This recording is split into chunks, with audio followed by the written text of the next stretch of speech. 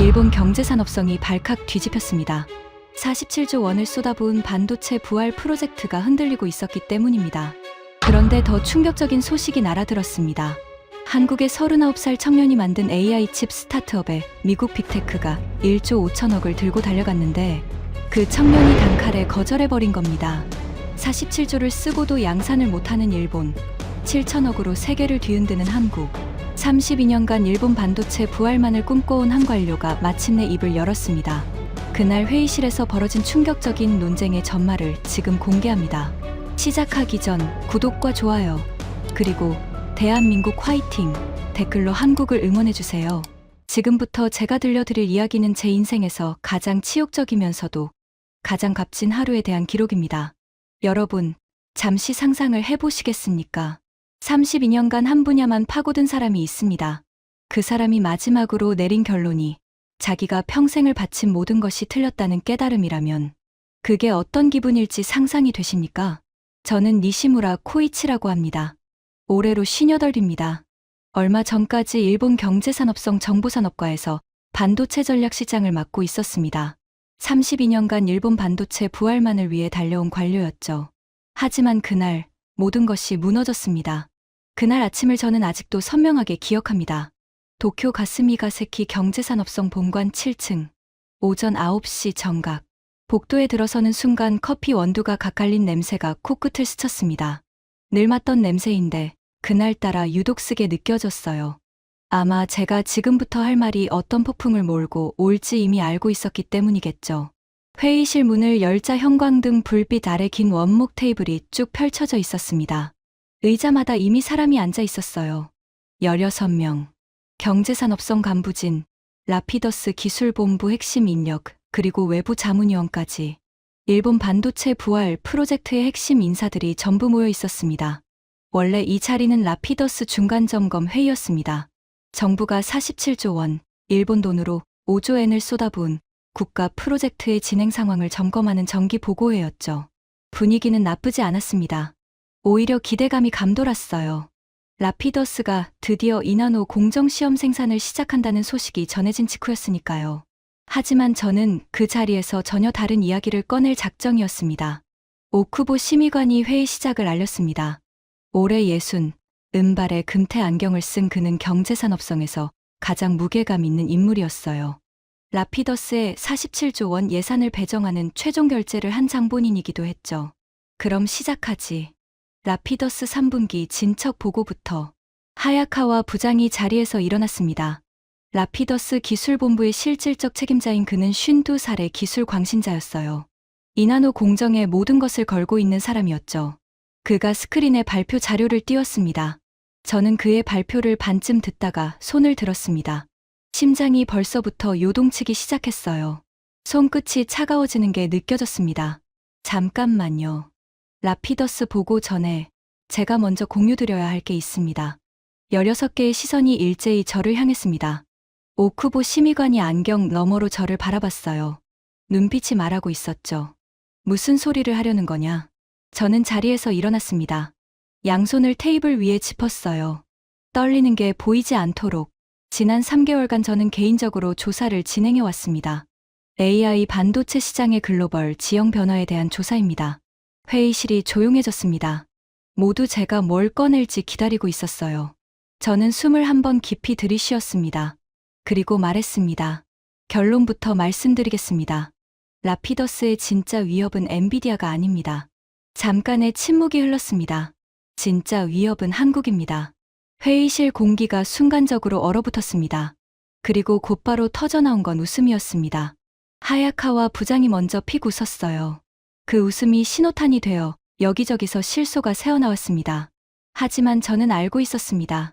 이 웃음이 오래가지 않을 거라는 것을. 하야카와 부장이 제일 먼저 입을 열었습니다. 그의 목소리에는 노골적인 비웃음이 묻어 있었어요. 니시무라 실장님, 한국이요. 한국이 우리 라피더스의 위협이라고요? 그가 고개를 저으며 발표 자료를 넘겼습니다. 스크린에 글로벌 반도체 시장 점유율 그래프가 떴어요. 여기 보십시오. AI 반도체 시장의 90%를 엔비디아가 장악하고 있습니다. 이게 현실입니다. 한국은 여기 어디에 있습니까? 그가 그래프를 손가락으로 가리켰습니다. 기타 항목. 한국 AI 칩 기업의 이름은 그래프에 나오지도 않았어요. 메모리아 인정합니다. 삼성이랑 SK하이닉스가 디램 시장의 70%를 먹고 있으니까요. 하지만 시스템 반도체는 완전히 다른 세계입니다. 설계 DNA가 필요한 분야예요. 한국에 그게 있습니까? 회의실 곳곳에서 고개가 끄덕여졌습니다. 저는 가슴이 답답해지는 걸 느꼈어요. 하지만 예상한 반응이었습니다. 오쿠보 심의관이 입을 열었습니다. 그의 말 한마디 한마디에는 수십 년 관료 생활에서 배어나온 무게감이 있었죠. 니시무라, 근거가 있어서 그런 말을 하는 거겠지. 하지만 우리가 라피더스에 47조 원을 투입한 이유를 자네도 알잖나. 일본 반도체의 부활, 그게 국가 전략이야. 거기서 갑자기 한국 이야기를 꺼내면 회의가 산으로 가지 않겠나. 정중한 말투였지만 의미는 분명했습니다.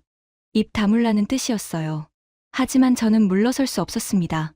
심의관님, 라피더스가 중요하지 않다는 이야기가 아닙니다. 저도 이 프로젝트에 6년을 바쳤습니다. 하지만 바로 그렇기 때문에 지금 이 이야기를 해야 합니다. 그때 자리 맨 끝에서 젊은 목소리가 끼어들었습니다. 나카지마라는 기획관이었어요. 36세 그는 라피더스 팬클럽의 열렬한 회원 같은 존재였죠. 실장님, 존경하는 마음으로 여쭙겠습니다. 혹시 한국 언론 기사를 좀 많이 읽으신 건 아닌지요? 요즘 한국이 자국 반도체를 과대 포장하는 건 유명한 이야기입니다. 여기저기서 웃음이 터졌습니다.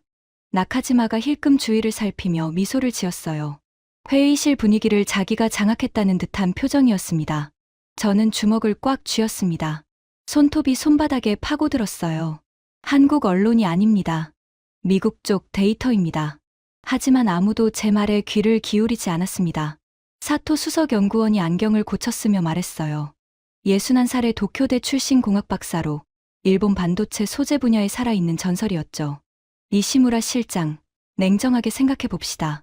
반도체 산업은 생태계입니다. 일본에는 도쿄일렉트론, 시네스화학, 스미토모가 있습니다. 소재와 장비에서 우리는 여전히 세계를 쥐고 있어요.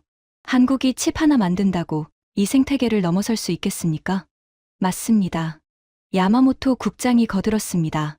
그는 산업기술환경국의 실세로 일본 반도체 소재 수출 규제 정책을 주도한 인물이었어요. 우리가 불화수소 수출을 잠깐 통제했을 때 한국이 어떻게 됐는지 기억하시죠? 일본 없이는 반도체를 만들 수 없다는 걸 그때 증명했습니다. 회의실에 동조의 기운이 팽배했습니다. 16명 대 1명. 완벽한 고립이었어요. 저는 테이블 위에 물컵을 들어 한 모금 마셨습니다. 물이 차갑게 목을 타고 내려갔습니다. 손이 미세하게 떨리고 있었지만 내색하지 않으려고 애썼어요. 오노 자문위원이 팔짱을 끼며 말했습니다. 전직 인텔 일본 법인 부사장이었던 그는 미국 반도체 업계의 사정을 누구보다 잘 아는 인물이었죠. 실장님, 저도 한마디 하겠습니다. 엔비디아의 CUDA 생태계를 아시죠? 전 세계 수백만 개발자가 CUDA로 프로그래밍합니다. 모든 AI 프레임워크가 CUDA에 최적화되어 있어요. 한국이 칩을 만든다고 해도 이 생태계를 어떻게 깹니까? 하드웨어만으로는 안 됩니다. 그 말에 하야카와 부장이 맞장구를 쳤습니다. 바로 그겁니다. 기억나십니까? 소니 베타맥스. 기술은 VHS보다 좋았지만 시장에서 졌습니다. 생태계 때문에요. CUDA는 현대판 VHS입니다. 아무도 못 깹니다. 회의실이 완전히 하야카와 쪽으로 기울어져 있었습니다. 제 말에 귀를 기울이는 사람은 한 명도 없어 보였어요. 아니, 한 명 있었습니다. 다나카 유리. 34살의 젊은 사무관. MIT에서 전자공학 석사를 한 뒤 경제산업성에 들어온 인재였습니다. 그녀는 회의 내내 한마디도 하지 않고 조용히 앉아 있었어요. 하지만 저는 봤습니다. 그녀의 손가락이 무릎 위 노트북 키보드를 천천히 두드리고 있는 것을, 뭔가를 검색하고 있었습니다. 저는 한 발도 물러서지 않기로 결심했습니다. 이 자리를 위해 3개월을 준비했으니까요. 여러분의 말씀 하나하나가 맞습니다. CUDA 생태계도 맞고 소재 장비 우위도 맞습니다. 하지만 여러분이 놓치고 있는 게 하나 있습니다. 제가 리모컨을 들어 스크린을 바꿨습니다. 하야카와의 라피더스 발표 자료가 사라지고 제가 준비한 그래프가 떴어요. AI 반도체 시장은 지금 둘로 쪼개지고 있습니다. 학습 시장과 추론 시장입니다. 스크린에 두 개의 성장 곡선이 나타났습니다. 학습용 반도체 시장은 약 63조 원에서 290조 원으로 5년간 약 5배 성장합니다. 하지만 추론 시장은요? 저는 빨간 선을 가리켰습니다. 20조 원에서 200조 원으로 10배 이상 폭발합니다. 회의실이 잠깐 조용해졌습니다. 숫자의 힘이었죠. 하지만 하야카와가 바로 반격했습니다. 그건 우리도 아는 이야기입니다. 그래서 라피더스가 추론 시장도 같이 공략하지 않습니까? 이나노 공정으로 말이에요. 맞습니다. 그런데 문제가 있습니다. 저는 다음 슬라이드를 넘겼습니다. 라피더스의 공정 로드맵과 일정표가 떴어요.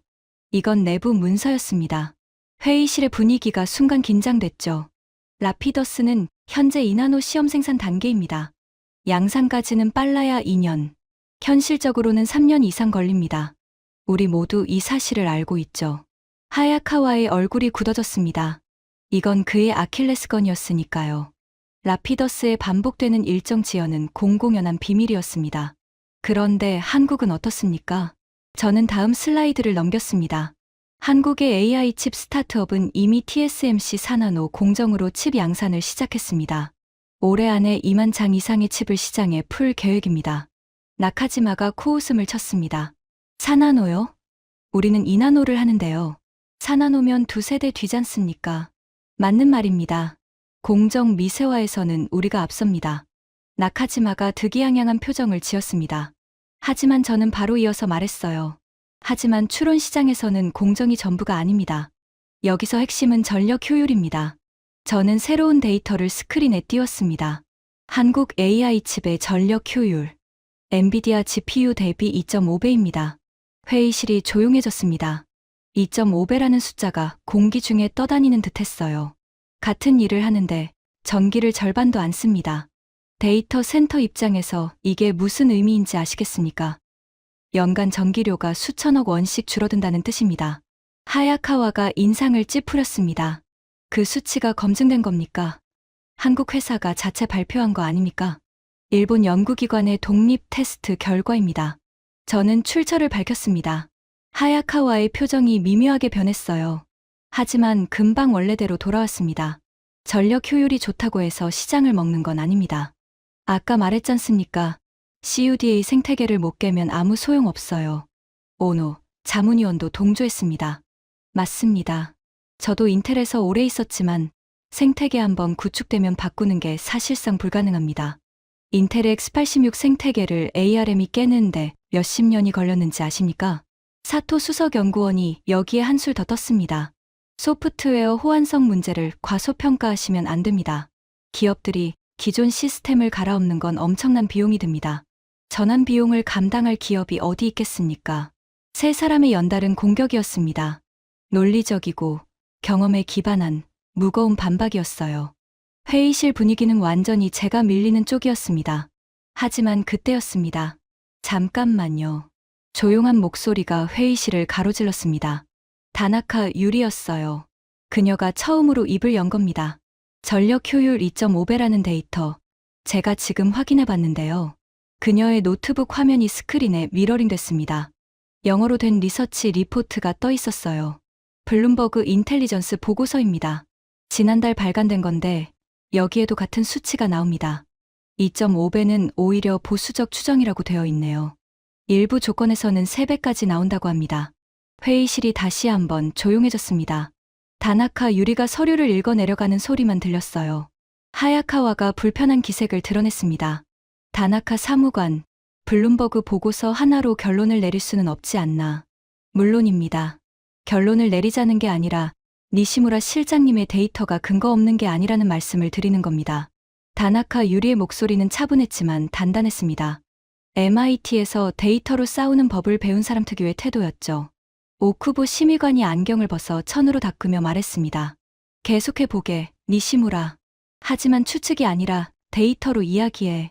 회의실의 문이 아주 살짝, 손톱만큼 열렸습니다.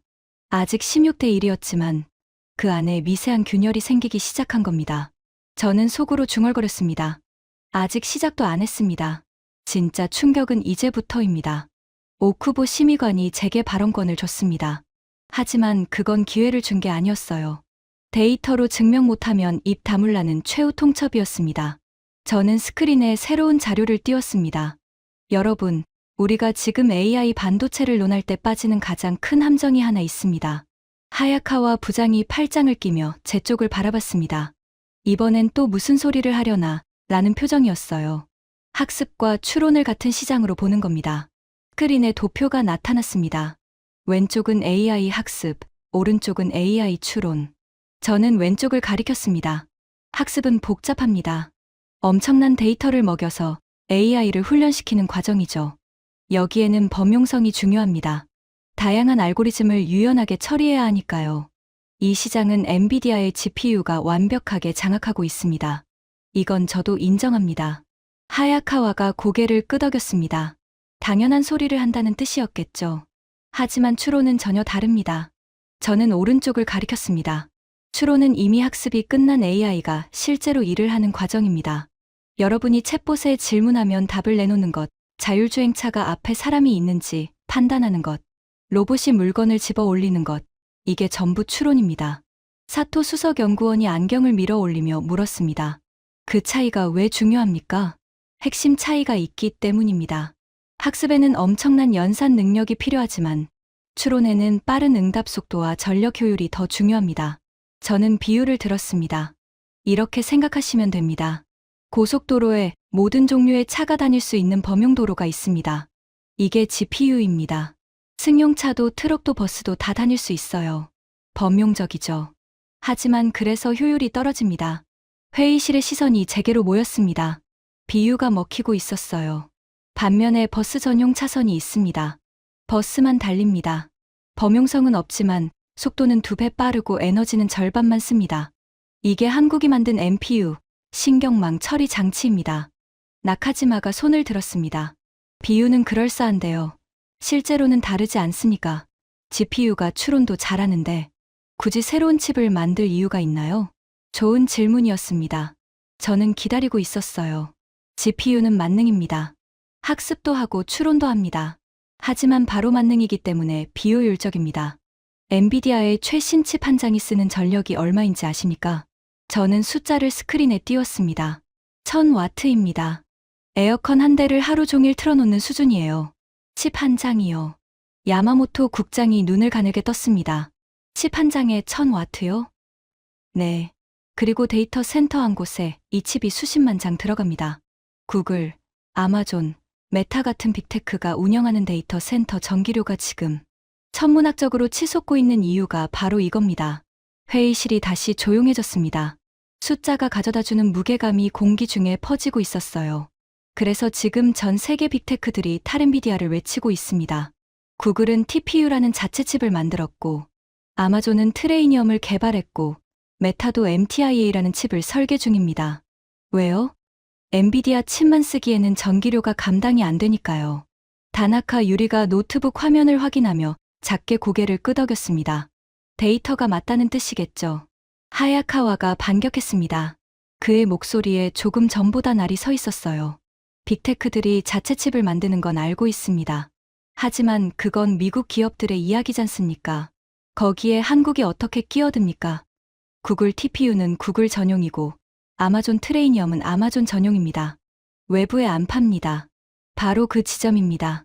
저는 한 발 앞으로 다가섰습니다. 구글 TPU는 구글만 씁니다. 아마존 트레이니엄은 아마존만 씁니다. 자체 플랫폼 전용이에요. 하지만 한국 스타트업의 칩은 다릅니다. 범용 추론 칩입니다. 어느 기업이든 어느 데이터 센터든 사서 쓸 수 있습니다. 여기서 차이가 벌어지는 겁니다. 회의실 안에서 무언가가 살짝 움직이는 게 느껴졌습니다. 완전한 동의는 아니었어요. 하지만 적어도 조롱의 분위기는 옅어지고 있었습니다. 몇몇 사람들의 표정에서 일리가 있는 것 같기도 한데라는 기색이 스쳐 지나갔어요. 하지만 하야카와는 꿈쩍도 하지 않았습니다. 이론은 그렇겠죠. 하지만 실제로 빅테크들이 검증 안 된 한국 스타트업의 칩을 대량 구매할까요? 저는 회의적입니다. 오쿠보 심의관이 시계를 힐끗 봤습니다. 회의가 길어지고 있었어요. 니시무라, 자네 이야기를 계속 들어보겠네.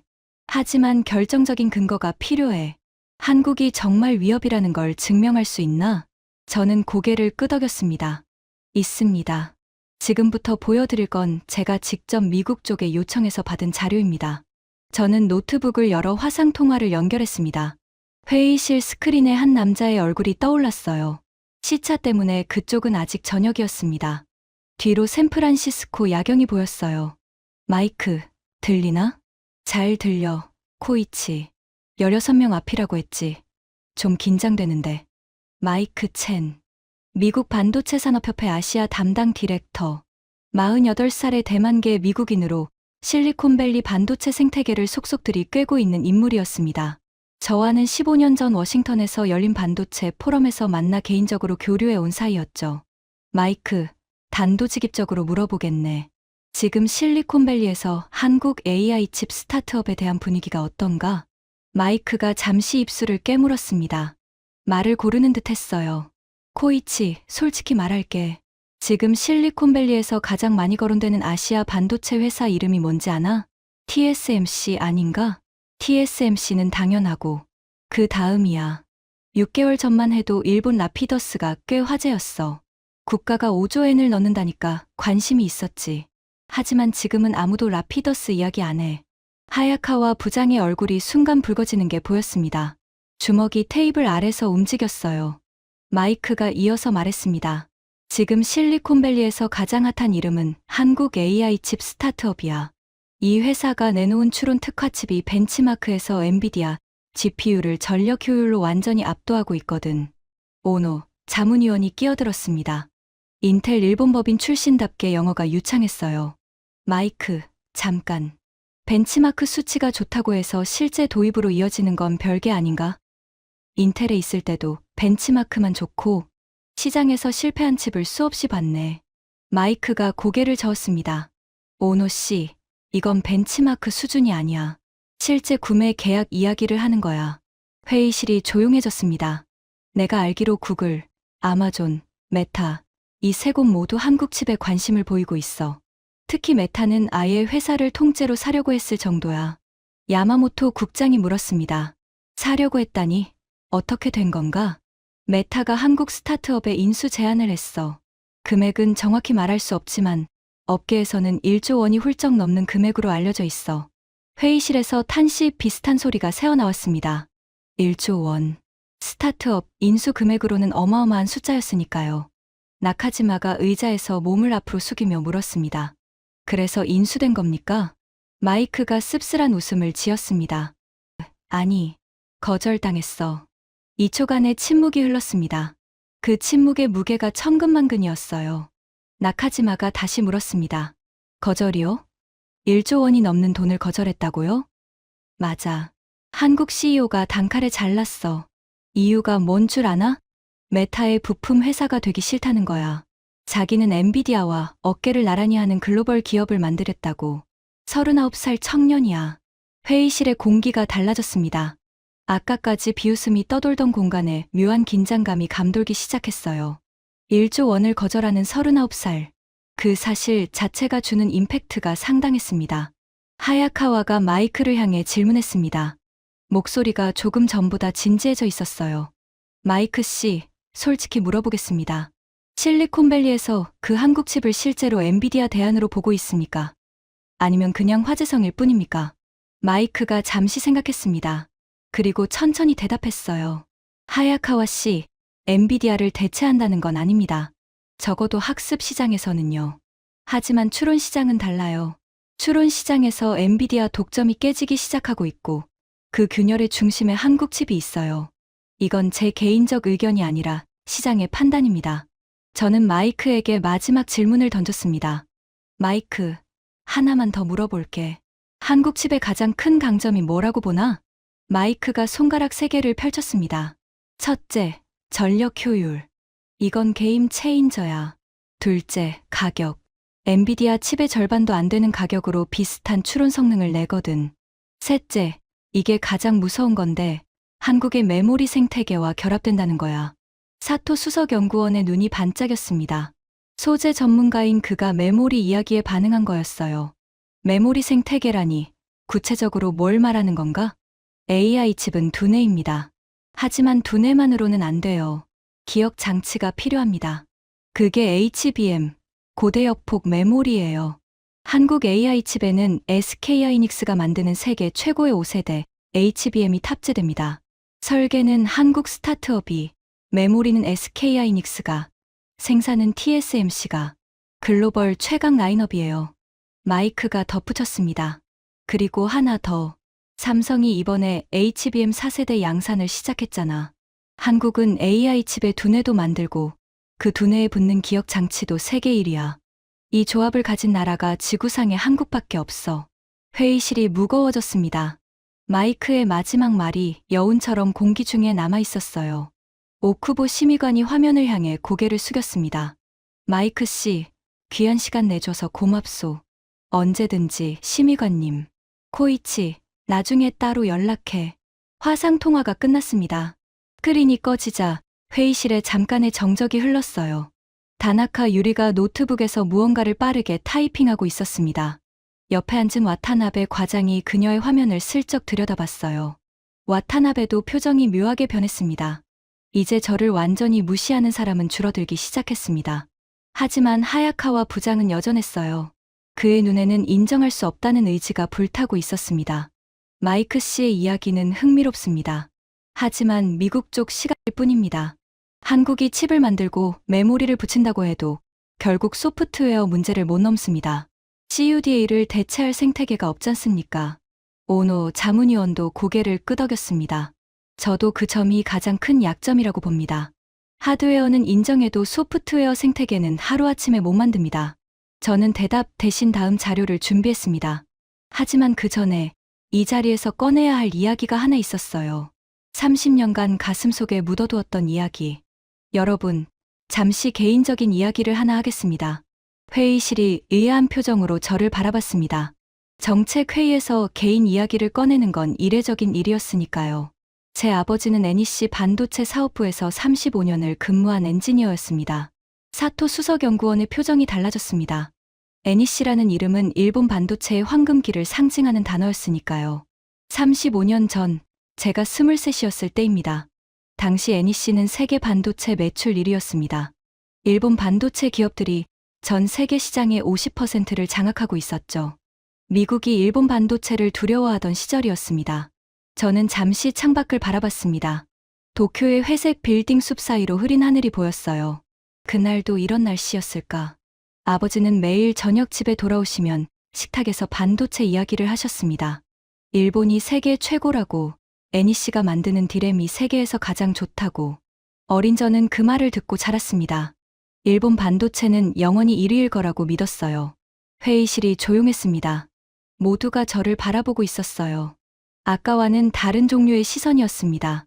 하지만 30년 전 어느 날, 아버지가 평소와 다른 표정으로 집에 돌아오셨습니다. 저는 그때의 기억을 떠올렸습니다. 현관문이 열리고 아버지가 들어오시던 모습, 구두발 소리가 평소보다 무거웠던 것, 넥타이를 풀지도 않은 채 식탁 앞에 주저앉으시던 모습. 아버지가 그날 하신 말씀을 저는 평생 잊지 못합니다. 목이 메어왔습니다. 하지만 저는 이어서 말했어요. 코이치, 오늘 삼성 사람들을 만났다. 그들의 눈빛이 달라. 우리가 10년 걸려 할 일을 3년 안에 해내겠다는 눈빛이야. 한국을 무시하면 안 된다. 회의실에서 누군가가 작게 숨을 들이쉬는 소리가 들렸습니다. 당시 저는 그 말을 콧방귀도 안 끼고 흘려보냈습니다. 한국이요? NEC가 세계 1위인데 한국이 뭐가 무섭습니까? 아버지도 나이가 드시니까 겁이 많아지셨나 보다. 그때 저는 그렇게 생각했습니다. 저는 한 박자 쉬었습니다. 물컵을 들어 한 모금 마셨어요. 손이 떨리는 걸 숨기려는 건지, 감정을 추스르려는 건지 스스로도 알 수 없었습니다. 그로부터 5년 후, NEC 반도체 사업부가 해체됐습니다. 10년 후, 일본은 반도체 세계 1위 자리를 한국에 넘겨줬습니다. 아버지의 경고는 정확히 맞았습니다. 회의실의 공기가 완전히 달라져 있었습니다. 아까의 비웃음은 어디에도 없었어요. 대신 묵직한 침묵이 내려앉아 있었습니다. 다나카 유리가 노트북 화면에서 시선을 떼고 저를 똑바로 바라보고 있었습니다. 와타나베 과장은 고개를 살짝 숙이고 있었어요. 나카지마조차 아까의 비꼬는 표정은 사라지고 복잡한 얼굴이 되어 있었습니다. 아버지는 퇴직 직전에 이런 말씀도 하셨습니다. 저는 목을 가다듬었습니다. 일본은 기술이 부족해서 진 게 아니다. 결단이 느려서 졌다. 바꿔야 할 때 못 바꿨고 달려야 할 때 망설였다. 코이치, 내 세대에서는 같은 실수를 하지 마라. 회의실이 쥐 죽은 듯 조용했습니다. 형광등의 미세한 윙윙 소리만 들렸어요. 저는 32년간 아버지의 유언 같은 그 말씀을 가슴에 새기고 이 자리까지 왔습니다. 라피더스의 47조 원 예산을 따낸 것도, 일본 반도체를 부활시키겠다는 일념도 전부 아버지의 그 말씀에서 시작된 겁니다. 저는 다시 스크린을 바라봤습니다. 하지만 오늘 여러분께 드리는 질문은 이겁니다. 우리가 지금 똑같은 실수를 하고 있는 건 아닌지, 35년 전 한국의 메모리 도전을 무시했던 것처럼 지금 한국의 AI 칩 도전을 무시하고 있는 건 아닌지. 하야카와 부장이 고개를 숙이고 있었습니다. 처음 보는 모습이었어요. 반박할 말을 찾고 있는 건지 아니면 무언가를 곱씹고 있는 건지. 오쿠보 심의관이 안경을 벗어 천으로 닦았습니다. 그의 버릇이었죠. 마음이 흔들릴 때 나오는 동작이라는 걸 저는 알고 있었습니다. 니시무라, 계속해보게. 이번에는 최후 통첩이 아니었습니다. 진심으로 듣고 싶다는 목소리였어요. 저는 아버지 이야기의 여운이 채 가시기 전에 다음 자료를 꺼냈습니다. 감정에 이어 숫자로 쐐기를 박아야 했어요. 자, 이제 가장 불편한 비교를 해보겠습니다. 스크린에 두 개의 박스가 나란히 나타났습니다. 왼쪽은 빨간색, 오른쪽은 파란색. 왼쪽은 일본 라피더스입니다. 정부 투자 47조 원. 설립 후 4년차. 현재 상태, 이나노 시험 생산 단계. 양산 시작 예정, 빨라야 2년 후. 하야카와의 턱 근육이 움직였습니다. 자기 아이가 남들 앞에서 까이는 느낌이었겠죠. 오른쪽은 한국 AI 칩 스타트업입니다. 누적 투자금 약 7천억 원. 설립 후 9년차. 현재 상태, 4나노 양산 시작. 올해 2만 장 이상 출하 예정. 숫자가 스크린에 떠 있었습니다. 그 대비가 너무나 선명했어요. 47조 원 대 7천억 원. 시험 생산대 양산 시작. 누군가가 볼펜을 딸깍 눌렀습니다. 그 작은 소리가 조용한 회의실에서 비정상적으로 크게 울렸어요. 나카지마가 힘없는 목소리로 물었습니다. 잠깐, 47조 원 대 7천억 원이면 우리가 거의 70배를 더 쓴 건데 양산은 한국이 먼저라는 겁니까? 네, 그렇습니다. 회의실의 동요가 퍼지기 시작했습니다. 숫자 앞에서 감정적 반박은 무력해지는 법이니까요. 사토 수석연구원이 손을 들었습니다. 그의 목소리에는 아까의 확신이 빠져 있었어요. 하지만 공정이 다르지 않습니까? 라피더스는 2나노이고 한국은 4나노입니다. 2나노가 더 첨단이에요. 맞습니다. 하지만 사토 박사님, 한 가지 여쭙겠습니다. 2나노 칩이 있는데 아직 양산을 못하는 것과 4나노 칩이 이미 양산되어 고객에게 납품되는 것, 시장에서 어느 쪽이 이기겠습니까? 사토 수석연구원이 입을 다물었습니다. 대답은 뻔했으니까요. 저는 다음 슬라이드로 넘어갔습니다. 그리고 여기서 더 놀라운 사실이 있습니다. 한국 AI 칩의 구성을 보겠습니다. 스크린에 칩의 구조도가 나타났습니다. 설계, 한국 스타트업, 생산, TSMC 4나노 공정, 메모리, SK하이닉스 HBM 3세대, 기판 제조, 대만 에이수스. 저는 여기서 한 가지를 강조했습니다. 주목할 건 SK하이닉스의 HBM입니다. HBM은 AI 칩의 기억 저장소입니다. 아무리 두뇌가 좋아도 기억을 빨리 꺼낼 수 없으면 소용없습니다. 한국은 이 핵심 부품에서 전 세계 시장의 50% 이상을 장악하고 있습니다. 야마모토 국장이 인상을 찌푸렸습니다. 그는 반도체 소재 수출 규제를 주도했던 사람이었으니까요. 한국 반도체의 약점을 누구보다 잘 안다고 자부하던 인물이었습니다. 우리가 HBM 소재를 통제하면 어떻게 되겠습니까? 불화수소 때처럼요. 다나카 유리가 이번에는 바로 대응했습니다. 야마모토 국장님, 그 방법은 이미 실패했습니다. 야마모토가 눈을 치켜떴습니다. 뭐라고? 5년 전 불화수소 수출 규제 이후 한국은 핵심 소재 국산화를 가속했습니다. 현재 불화수소 자급률은 90%를 넘었습니다. 같은 방법을 다시 쓴다고 해서 한국이 멈출 것이라는 보장이 없습니다. 다나카 유리의 목소리는 차분했지만 내용은 날카로웠어요. 야마모토의 표정이 일그러졌습니다. 저는 다나카 유리에게 속으로 고마움을 느끼며 이어서 말했습니다. 그리고 하나 더 있습니다. 한국이 무서운 건 스타트업 하나가 잘해서가 아닙니다. 생태계 전체가 움직이고 있다는 겁니다. 새로운 슬라이드를 띄웠습니다. 한국에는 지금 AI 칩 경쟁을 하는 회사가 여럿 있습니다. 서로 치열하게 경쟁하면서 기술을 끌어올리고 있죠. 경쟁사 중 하나는 이미 기업 가치가 2조 원을 돌파했습니다. 와타나베 과장이 처음으로 말했습니다. 두 회사가 경쟁하면서 동시에 성장하고 있다는 겁니까? 네. 그리고 뒤에는 삼성과 SK하이닉스의 메모리 기술이 받쳐주고 있습니다. 설계 스타트업이 뛰면 메모리 대기업이 부품을 공급하고 정부가 실증 기회를 지원합니다. 한 기업의 도전이 아니라 국가 단위의 시스템입니다. 하야카와가 마지막 카드를 꺼냈습니다. 그의 목소리에는 아까의 여유가 사라지고 절박함이 묻어 있었어요. 생태계 이야기는 인정하겠습니다. 하지만 소프트웨어는요? 아까부터 하드웨어 이야기만 하고 계신데 CUDA 생태계를 어떻게 넘을 건지에 대해서는 한마디도 안 하셨습니다. 전 세계 수백만 개발자가 CUDA로 프로그래밍합니다. 이 벽을 못 넘으면 아무리 좋은 칩을 만들어도 소용없어요. 이 질문을 기다리고 있었습니다. CUDA는 하야카와의 마지막 보루였으니까요. 하야카와 부장, 그 질문에 답하기 전에 하나만 물어보겠습니다. 뭡니까?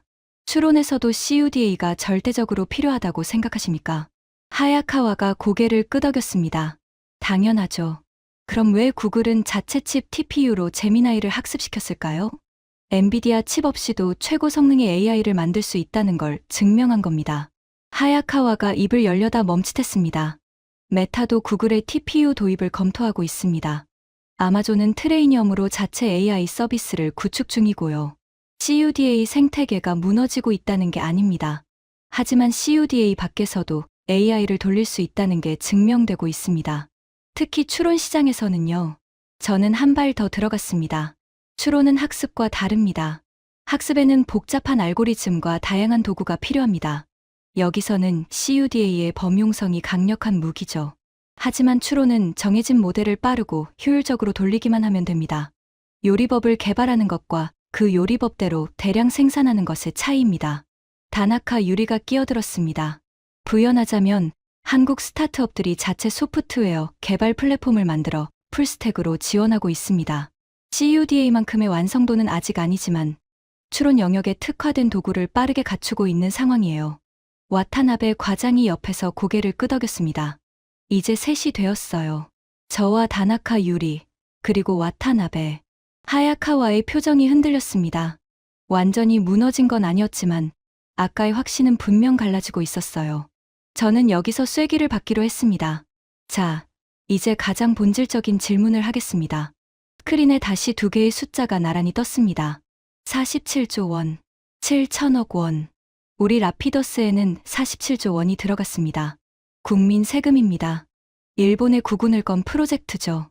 하야카와가 고개를 들었습니다. 자기 이야기가 나오니까요. 한국 AI 칩 스타트업의 누적 투자금은 약 7천억 원입니다. 정부 지원금이 아니라 대부분 민간 투자금이에요. 저는 두 숫자를 번갈아 가리켰습니다. 우리는 국가가 47조를 쏟아부었습니다. 한국은 민간이 7천억을 모았습니다. 하지만 지금 양산을 하고 있는 쪽은 한국입니다. 시장에서 주문을 받고 있는 쪽도 한국입니다. 미국 빅테크가 인수하려고 달려간 쪽도 한국입니다. 회의실에서 한숨이 새어나왔습니다. 복도 쪽에 앉아 있던 후지와라 보좌관이 넥타이를 풀었어요. 답답했던 모양입니다. 그리고 그 한국 CEO는 1조가 넘는 인수 제안을 거절했습니다. 왜요? 자기 회사가 그보다 더 커질 거라고 믿으니까요. 나카지마가 의자에 등을 기대며 천장을 바라봤습니다. 아까 제게 한국 언론 기사를 많이 읽으신 거 아니냐고 비꼬던 그 나카지마가요. 표정이 완전히 달라져 있었습니다. 실제로 그 한국 스타트업은 현재 5억 달러, 우리 돈 약 7,500억 원 규모의 추가 투자 유치를 준비 중입니다. 투자 후 기업 가치는 4조 원에 달할 것으로 전망됩니다. 오쿠보 심의관이 나직이 중얼거렸습니다. 4조 원이라 우리가 47조를 국가 예산으로 넣은 라피더스의 기업 가치가 지금 얼마지? 하야카와가 대답했습니다. 목소리가 잠겨 있었어요. 라피더스는 비상장이라 정확한 기업 가치 산정이 어렵습니다만 시장에서는 대략 2조엔 우리 돈 약 20조 원 정도로 보고 있습니다. 오쿠보 심의관이 안경을 다시 썼습니다. 47조를 넣어서 20조짜리 회사를 만들었고 한국은 7천억으로 4조짜리 회사를 만들고 있다. 투자 효율로 따지면 한국이 우리보다 10배 이상 높다는 이야기인가. 그 말에 회의실이 쩌렁쩌렁 울리는 듯했습니다. 오쿠보 심의관이 직접 숫자를 정리해버린 거였어요. 사토 수석연구원이 고개를 천천히 저었습니다. 투자 효율만으로 비교하는 건 공정하지 않습니다. 라피더스는 파운드리이고 한국 쪽은 팹리스 아닙니까? 사업 구조가 다릅니다. 맞습니다. 직접 비교는 불공정합니다. 저는 인정했습니다. 하지만 바로 이어서 말했어요. 하지만 시장은 공정한 비교를 하지 않습니다. 시장은 결과만 봅니다. 누가 먼저 칩을 양산했는가? 누구의 칩이 더 효율적인가? 누구의 칩을 빅테크들이 사고 싶어 하는가? 이 세 가지에서 지금 한국이 앞서 있다는 건 부인할 수 없습니다. 하야카와가 테이블을 손바닥으로 탁 쳤습니다. 커피잔이 달그락 소리를 냈어요. 그럼 어쩌자는 겁니까? 라피더스를 접자는 겁니까? 47조를 날리자고요? 그의 목소리에 분노와 절망이 뒤섞여 있었습니다. 6년간 자기 인생을 바친 프로젝트가 흔들리는 느낌이었겠죠. 저는 그 마음을 이해했습니다. 저도 같은 배를 탄 사람이었으니까요. 접자는 게 아닙니다. 라피더스는 계속해야 합니다. 파운드리는 반도체 생태계의 근간이니까요. 하야카와가 고개를 들었습니다. 제가 말씀드리는 건 라피더스만으로는 부족하다는 겁니다. AI 추론 시장이라는 거대한 전장이 열리고 있는데 우리는 파운드리 하나에 47조를 전부 걸고 있습니다. 반면 한국은 스타트업 여러 곳이 각기 다른 접근으로 시장을 공략하고 있어요. 메모리 대기업이 뒤를 받쳐주고 정부가 실증 기회를 제공하고 있죠. 저는 목소리를 한 톤 낮췄습니다. 35년 전 아버지가 경고했던 게 바로 이겁니다. 일본은 기술이 없어서 진 게 아닙니다. 모든 달걀을 한 바구니에 담고 변화를 거부하고 결단을 미루다가 졌습니다. 회의실이 무겁게 가라앉았습니다. 저 말이 단순히 35년 전 이야기가 아니라 지금 이 회의실, 지금 이 순간을 관통하고 있다는 걸 모두가 느끼고 있었어요. 다나카 유리가 조용히 손을 들었습니다. 한 가지 추가 데이터를 공유해도 되겠습니까? 오쿠보 심의관이 고개를 끄덕였습니다. 방금 확인한 건데요. 한국 정부가 향후 5년간 AI 반도체 1조 원 이상의 예산을 투입하고 올해 안에 2조 원 규모의 반도체 특별 회계를 신설한다는 발표가 있었습니다. 야마모토 국장이 눈을 떴습니다. 한국도 정부가 움직이고 있다는 건가? 네. 하지만 차이가 있습니다. 일본은 라피더스라는 하나의 기업에 집중 투자하고 있지만 한국은 여러 스타트업에 분산 투자하면서 실증 기회를 제공하는 방식입니다. 접근법이 다릅니다. 오노 자문위원이 팔짱을 풀었습니다. 인텔 시절의 경험이 떠오른 듯했어요. 인텔이 왜 AMD한테 밀렸는지 아십니까? 인텔은 거대한 하나의 배를 몰았고 AMD는 작지만 빠른 여러 척의 보트를 띄웠습니다. 결과적으로 기민한 쪽이 이겼어요. 그 한마디가 회의실에 파문을 일으켰습니다. 인텔 출신이 인텔의 실패를 인정한 거니까요. 그 비유가 지금 일본과 한국의 상황과 정확히 겹친다는 걸 모두가 알아챘습니다. 하야카와가 물컵을 들었습니다. 물을 마시는 그의 손이 미세하게 떨리고 있었어요. 저는 속으로 세어봤습니다.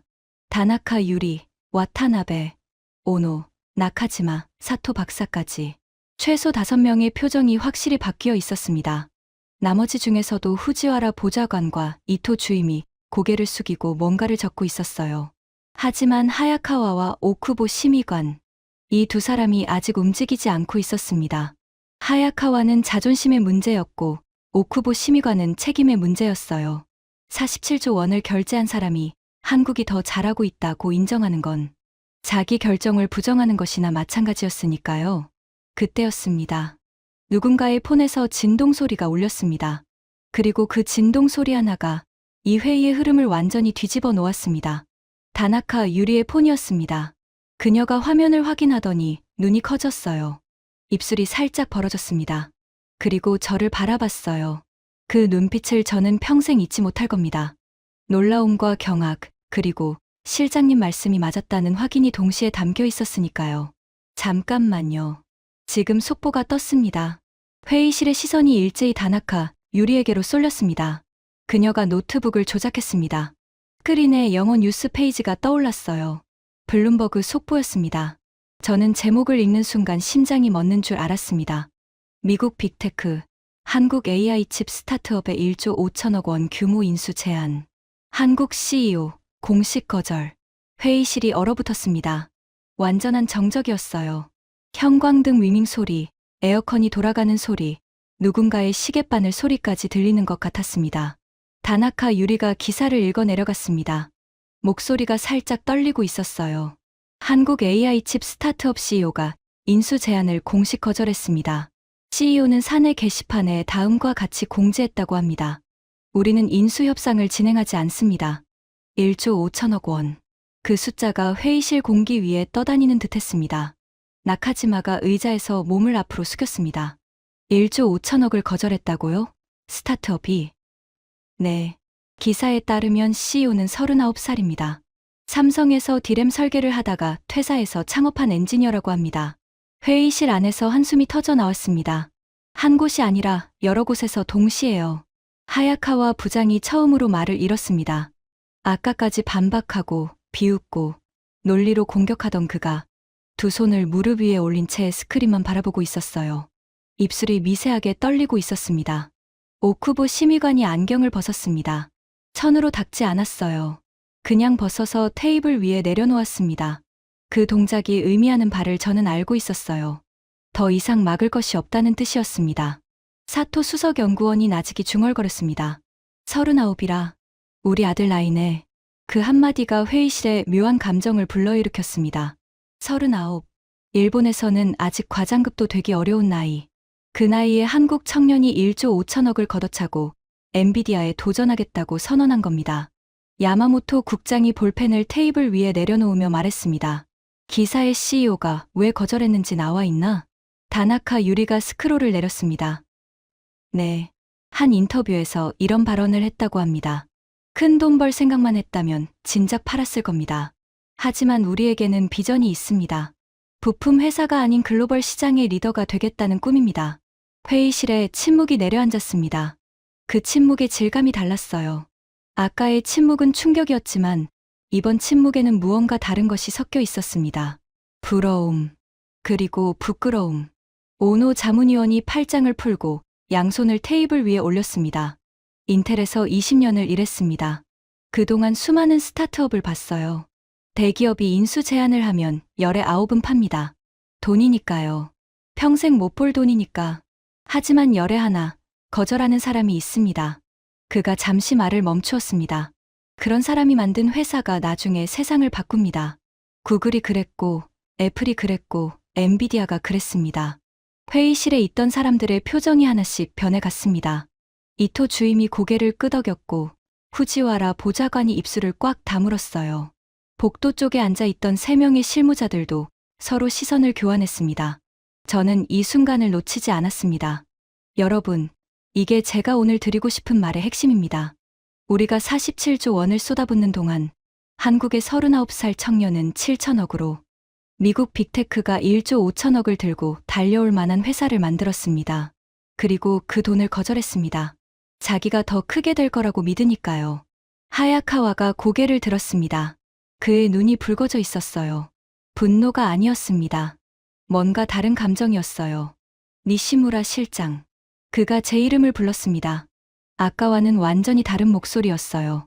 조롱도 반박도 없는 순수한 질문이 담긴 목소리. 저는 라피더스에 6년을 바쳤습니다. 이나노 공정이 일본을 살릴 거라고 믿었습니다. 지금도 그 믿음을 버리지 않았어요. 그가 잠시 말을 멈추었습니다. 목이 메는 것 같았어요. 하지만 인정해야 할 건 인정해야겠죠. 우리가 이나노를 논하는 동안 한국은 이미 시장에서 뛰고 있었습니다. 47조로 아직 양산을 못하는 우리와 7천억으로 이미 양산을 시작한 한국. 이 차이가 기술의 차이가 아니라 속도의 차이라는 거. 실장님 말씀이 맞는 것 같습니다. 회의실에서 숨소리가 터져 나왔습니다. 하야카와가 인정한 겁니다. 가장 끝까지 버티던 사람이 마침내 고개를 숙인 순간이었어요. 저는 가슴이 뜨거워지는 걸 느꼈습니다. 하지만 아직 한 사람이 남아 있었어요. 오쿠보 심의관. 그는 여전히 안경 없는 얼굴로 스크린을 바라보고 있었습니다. 입을 꽉 다문 채 47조 원의 결제를 한 사람. 일본 반도체 부활의 총사령관. 그가 인정하는 건 자기 판단을 부정하는 것이나 마찬가지였습니다. 회의실의 모든 시선이 오쿠보에게로 모였습니다. 10초, 20초, 30초가 지났습니다. 오쿠보 심의관이 천천히 안경을 집어들어 다시 썼습니다. 그리고 입을 열었어요. 니시무라. 네, 심의관님.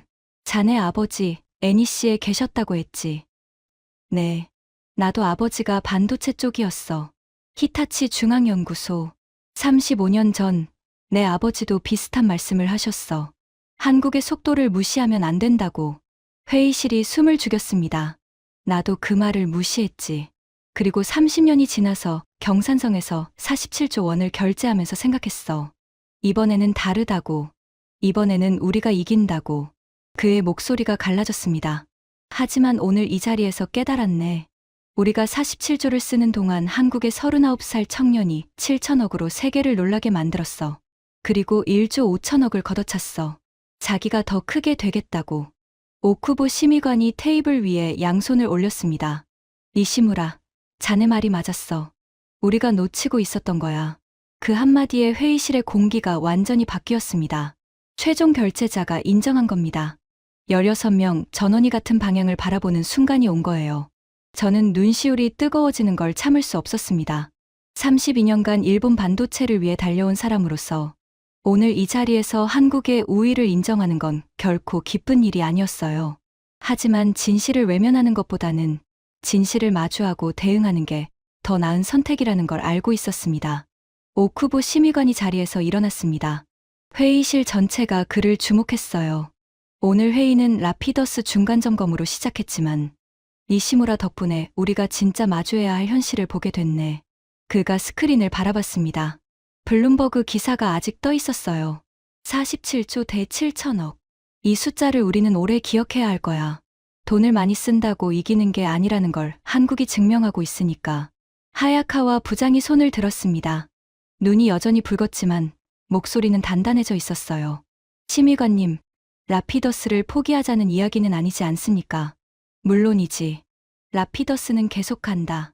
파운드리는 반도체 생태계의 근간이니까. 하지만 라피더스만으로는 부족해. AI 칩 설계 분야에서도 움직여야 한다는 게 오늘의 결론 아닌가. 다나카 유리가 일어섰습니다. 구체적으로 제안드려도 되겠습니까? 해보게. 한국의 접근법에서 배울 점이 있습니다. 첫째, 대기업과 스타트업의 협업 구조입니다. 한국은 설계 스타트업이 뛰면 삼성과 SK하이닉스 같은 대기업이 부품을 공급하고 정부가 실증 기회를 만들어줍니다. 이 삼각 구조가 작동하고 있어요. 와타나베 과장이 손을 들었습니다. 둘째로 추가하자면 경쟁 환경입니다. 한국에는 AI 칩 스타트업이 여러 곳 있어서 서로 경쟁하면서 기술을 끌어올리고 있습니다. 일본은 라피더스 하나에 올인하고 있죠. 리스크 분산 차원에서 AI 칩 설계 스타트업을 육성하는 방안을 검토해야 합니다. 나카지마가 뒤이어 말했습니다. 아까 제게 한국 언론 기사를 많이 읽으신 거 아니냐고 비꼬던 그 나카지마가요. 셋째, 속도입니다. 한국 CEO가 삼성을 퇴사하고 창업한 게 9년 전입니다. 9년 만에 미국 빅테크가 1조를 들고 달려올 만한 회사를 만들었어요. 우리 정부 정책 결정 속도로는 9년이면 아직 검토 단계에 있을 겁니다. 회의실에서 쓴웃음이 터졌습니다. 아픈 자조였지만 부인할 수 없는 현실이기도 했어요. 오쿠보 심의관이 고개를 끄덕였습니다. 좋아. 다나카, 와타나베, 나카지마. 셋이서 다음 주까지 일본판 AI 칩 설계 생태계 육성 방안을 초안으로 만들어보게. 니시무라도 자문 역할로 참여해. 저는 고개를 숙였습니다. 알겠습니다. 회의가 마무리 단계에 접어들었습니다. 하지만 저는 마지막으로 한 가지를 더 말해야 했어요. 여러분, 마지막으로 한 말씀만 드리겠습니다. 16개의 시선이 다시 제게로 왔습니다. 오늘 제가 한국 이야기를 꺼낸 건 한국이 대단하다고 찬양하려는 게 아닙니다. 한국에도 약점은 있습니다. CUDA 생태계를 극복해야 하는 과제가 있고, 자금력에서 엔비디아를 상대하기 어렵고, 글로벌 시장 진출의 벽도 높습니다. 그 한국 CEO도 인터뷰에서 인정했습니다. 앞으로 3년이 생존을 가를 골든타임이라고요. 저는 잠시 숨을 고르고 이어서 말했습니다. 하지만 한국에는 우리에게 없는 게 하나 있습니다. 결단의 속도입니다. 바꿔야 할 때 바꾸고, 달려야 할 때 달리고, 걸어차야 할 때 걸어찹니다. 1조 5천억을 걸어차는 39살 청년이 있는 나라입니다. 회의실이 조용했습니다. 35년 전 아버지가 하신 말씀이 다시 떠오릅니다. 일본은 기술이 없어서 진 게 아니다. 결단이 느려서 졌다. 바꿔야 할 때 못 바꿨고 달려야 할 때 망설였다. 저는 오쿠보 심의관을 바라봤습니다. 심의관님, 아버지 말씀에 제가 한 문장을 보태겠습니다. 말해보게. 결단을 미룬 자, 미래를 잃습니다. 회의실이 무겁게 고요했습니다. 하야카와가 고개를 숙이고 있었고 사토 수석연구원은 창밖을 바라보고 있었어요. 다나카 유리는 노트북을 닫고 두 손을 모으고 있었습니다. 오쿠보 심의관이 마지막으로 말했습니다. 이 회의에서 나온 이야기는 이 방 안에 남기도록 하세. 하지만 방향은 바꾸겠네. 라피더스를 기반으로 하되 AI 칩 설계 생태계를 병행 육성한다. 한국을 적으로 보지 말고 배울 건 배우고 협력할 건 협력하자. 회의가 끝났습니다. 하나둘씩 자리에서 일어나 회의실을 나서기 시작했어요. 하야카와가 제 옆을 지나가다 멈췄습니다. 저를 바라봤어요. 3초간의 침묵 뒤에 그가 말했습니다. 니시무라 실장. 오늘 이야기 듣기 싫었습니다. 저는 아무 말 하지 않았습니다. 하지만 들어야 할 이야기였어요. 그가 고개를 살짝 숙이고 회의실을 나갔습니다. 6년간 라피더스에 인생을 바친 사람의 뒷모습은 쓸쓸했지만 어깨는 곧았어요. 마지막으로 나간 건 저였습니다. 빈 회의실에 혼자 남았을 때 형광등 불빛 아래 텅 빈 의자 16개가 보였어요. 커피잔이 여기저기 남아 있었고 메모지가 흩어져 있었습니다. 격렬한 논쟁의 흔적들이었죠. 저는 창가로 걸어갔습니다. 도쿄의 오후 하늘이 보였어요. 가슴이 가색히 빌딩 숲 사이로 늦은 오후의 햇살이 비스듬히 들어오고 있었습니다. 폰을 꺼내 블룸버그 기사를 다시 열었어요. 한국 CEO의 사진이 있었습니다. 39살, 저보다 20살 가까이 어린 청년이었습니다. 그 청년이 삼성을 나와서 9년 만에 세계를 뒤흔들고 있었어요. 저는 그 사진을 한참 바라보다가 폰을 내려놓고 창밖을 봤습니다. 아버지, 저는 속으로 말했습니다. 아버지가 오르셨습니다. 당시에는 몰랐지만 35년이 지난 지금에서야 알겠습니다. 아버지가 그날 저녁 식탁에서 하신 말씀은 한국에 대한 경고가 아니었어요. 우리 자신에 대한 경고였습니다. 바꿔야 할 때 바꾸지 못하는 것, 달려야 할 때 망설이는 것, 결단해야 할 때 회의만 하는 것, 그게 기술보다 더 무서운 패배의 원인이라는 것을. 그로부터 한 달 뒤, 저는 퇴관했습니다. 그리고 한국행 비행기를 탔습니다. 판교, 한국 IT 산업의 심장이라 불리는 곳이었습니다. 이른 아침이었는데 거리에 이미 젊은 엔지니어들이 가득했어요. 커피를 손에 들고 노트북 가방을 메고 빠른 걸음으로 사무실을 향해 걸어가는 청년들. 그들의 눈빛에서 아버지가 35년 전에 봤다는 그 빛이 보였습니다. 우리가 10년 걸려 할 일을 3년 안에 해내겠다는 눈빛. 저는 판교 거리를 걸으며 생각했습니다. 이 나라는 76년 전 전쟁의 폐허에서 시작했습니다. 아무것도 없었습니다. 기술도 자본도 경험도. 하지만 지금 이 나라의 청년들은 미국 빅테크에 1조 5천억을 걷어차고 전 세계 반도체 패권에 도전하고 있습니다. 두렵기도 했고 부럽기도 했고 존경스럽기도 했습니다. 저는 빈 벤치에 앉아 폰을 꺼냈습니다. 아버지의 마지막 문자 메시지를 열었어요. 돌아가시기 일주일 전에 보내신 메시지였습니다. 짧았어요. 코이치, 늦지 않았다. 지금 바꿔라. 저는 그 문자를 한참 바라봤습니다. 그리고 결심했습니다. 앞으로 저는 일본과 한국 반도체 산업의 다리가 되겠다고. 경쟁이 아니라 협력의 길을 찾겠다고. 아버지 세대가 하지 못한 결단을 제 세대에서 하겠다고. 여러분, 지금 전 세계 AI 반도체 시장에서 일어나고 있는 일은 단순한 기업 간 경쟁이 아닙니다. 결단하는 자와 망설이는 자의 싸움입니다. 한국은 결단하고 있습니다. 39살 청년이 1조 5천억을 걷어차는 결단을.